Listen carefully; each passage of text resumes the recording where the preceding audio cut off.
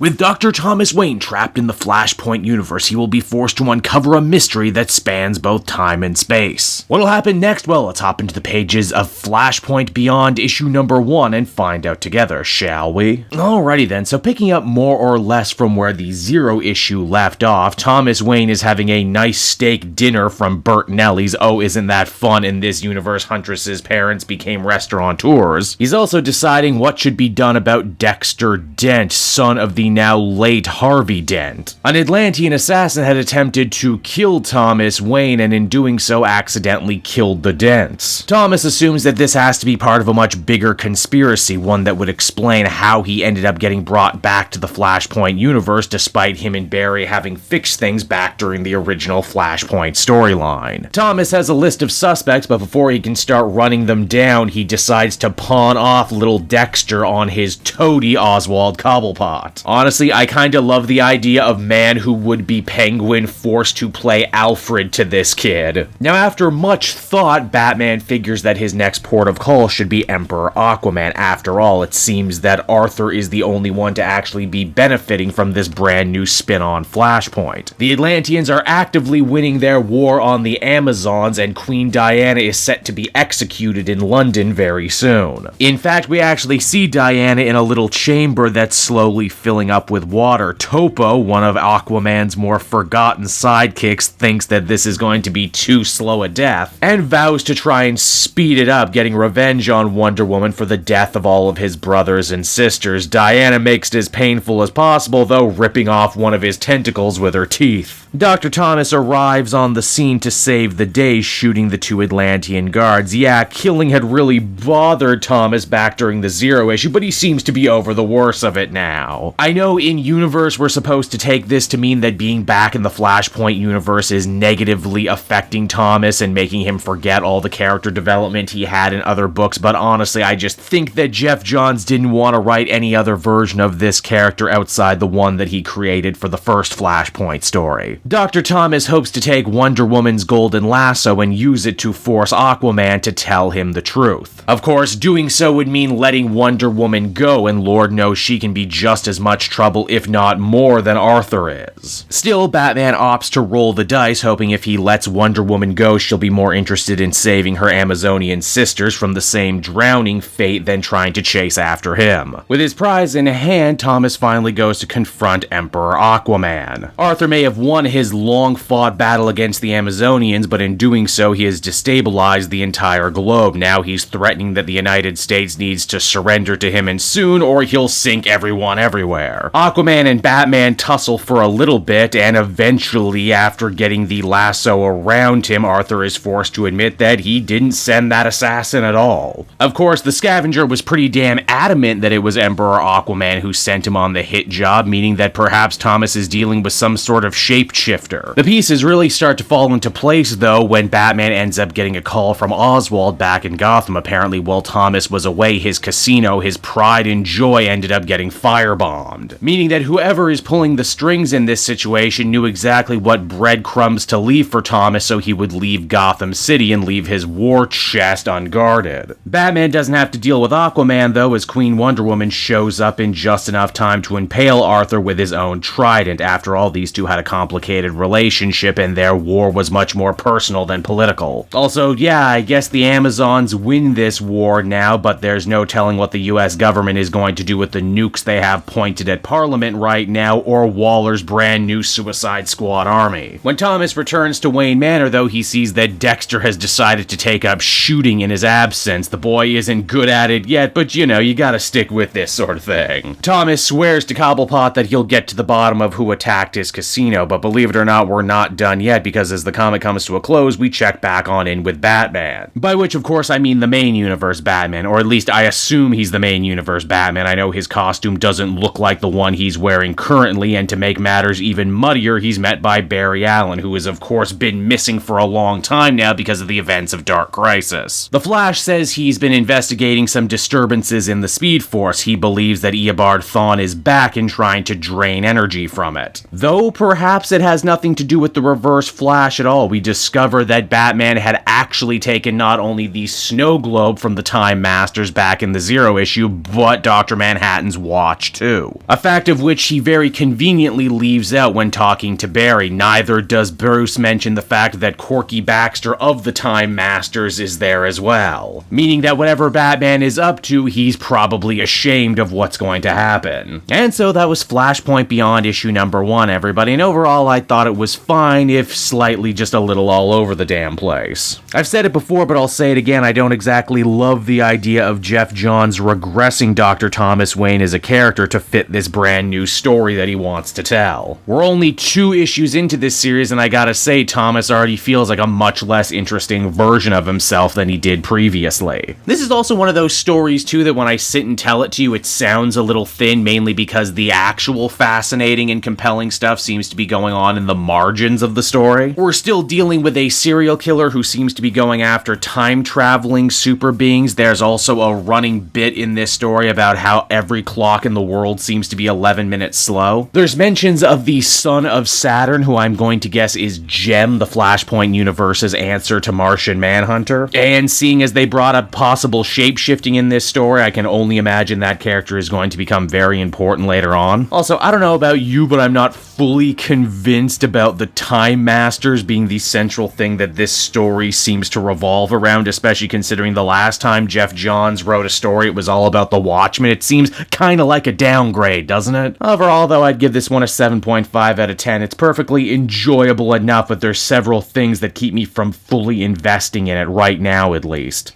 Hey there everyone, Kate Joel again, and I just want to thank you so much for watching to the end of the video. It means a lot to me. And hey, if you enjoyed the book I covered in this issue and want some comics of your own, might I recommend Book Depository? It's my #1 place for shopping for comic book trades. You get a great price, and if you use my link down in the description, you'll actually be helping me out at the same time. You get something, I get something, everybody wins, right? So until next time everyone, I've been Joel, and I will see you in the next video. Bye-bye.